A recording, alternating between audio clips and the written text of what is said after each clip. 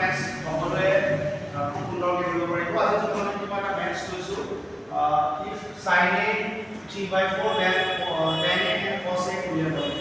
তো আমাক দুইটা ভেৰিয়েবল দিছোঁ।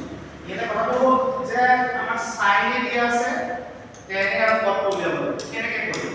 আমি দেখিছোঁ বুকবিলাকত দেখিছোঁ ইটো চাকি কৰিব পাৰি, কিন্তু বহুত ল'ৰা ছোৱালীয়ে নাজানে ফৰ্মুলা ইউজ কৰিবলৈ কৰিব পাৰি। আমাক দিয়া আছে গিভেন দিয়া আছে যে sin a equal to 3/4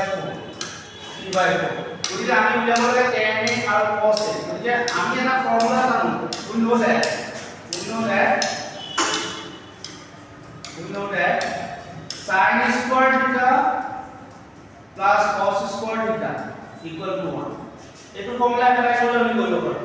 তো তেতিয়া কি হয়, sin ৰ ভ্যালুটো আমাৰ 3/4 whole square plus cos square a equal to 1 আমি যদি ইয়াতে কি হ'ব 9/16 plus cos square a equal to 1 so cos square a equal to 1 minus 9/16 so cos square a equal to 16 minus 9 ইয়াৰ পিছত কি হ'ব cos square a equal to 7/16 এটা আমি স্কয়ারটো অপৰাই কৰো cos a equal to root over 7/16 আহি গ'ল এটি হ'ব root 7/4 এটা cos এর ভ্যালু পাই গ'ল নেক্সট আমাৰ 10 এর ফর্মুলাটো আমি জানো 10 এর ফর্মুলাটো আমি কি জানো যে sin a by cos a এটা sin এর ভ্যালুটো আমাৰ দিয়া আছে 3/4 cos এর ভ্যালুটো পাবো root 7/4 তার যদি আমি ভাঙি দিও 3/4 into 4/√7 to গুছি আহিব 4 4 ক্যান্সেল হ'ব 3/√7